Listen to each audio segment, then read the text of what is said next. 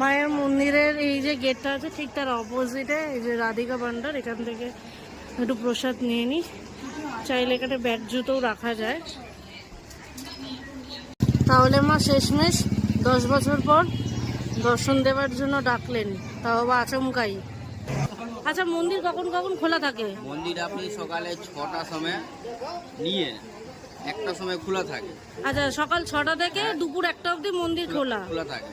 দুপুর 1টার সময় বন্ধ থাকবে, 4টের সময় খুলবে।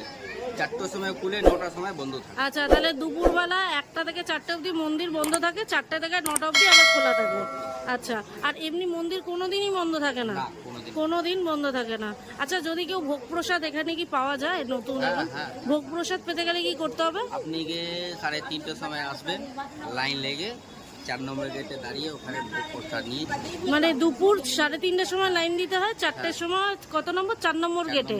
তার জন্য আগে থেকে কোনো বুকিং কিছু? না না, এমনি ভোগ। এমনি ভোগ, কোনো তার জন্য মূল্য লাগে না? স্পেশাল লাগবে তো স্পেশাল। ছোট ভোগ 600 টাকা লাগে, বড় ভোগ 1200 টাকা লাগে। ওর মধ্যে পাইস হবে, আপনি গিয়ে পোলাও হবে, और 1 পিস মছলি হবে, 1 পিস মটন হবে, অন্য রকমের সবজি পোলাও সব। আচ্ছা, তা সেটা বুকিং করার জন্য কি ইনস্ট্যান্ট বুকিং 4 নম্বর গেটে না আগে থেকে বলতে হবে? ঠাকুর মশাইকে বলতে হবে। আচ্ছা, মানে মোটামুটি যারা তোমরা প্রসাদ নিতে চাইছো, নর্মাল প্রসাদ পাওয়া যায় 4 নম্বর গেটে।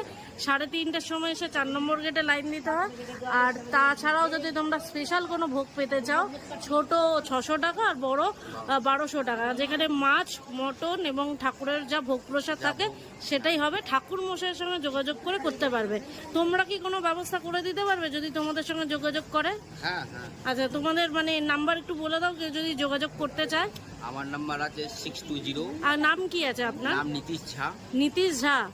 আচ্ছা, নীতিশ ঝা পূজারি এখানকার? হ্যাঁ হ্যাঁ। আচ্ছা, এখানকার পূজারি। নাম্বার কি আছে? নাম্বার আমার আছে 620 696 4247। আচ্ছা, তো দাদা আছে, দর্শন করবেন, যা কিছু হবে, কিছু অন্য পদার্থ হবে, আমি সবাই কিছু করে দেবো। আচ্ছা, ঠিক আছে। তো চলো মন্দিরে যাওয়া যাক। দাদার নাম্বার দিয়ে দিলাম, যারা জানতে চাইছো যে মন্দিরে কিভাবে যোগাযোগ করবে, প্রসাদ কিভাবে পাবে, সমস্ত কিছুর জন্য কিন্তু দাদার নাম্বার দিয়ে দিলাম। তোমরা অবশ্যই আসো, যোগাযোগ করো।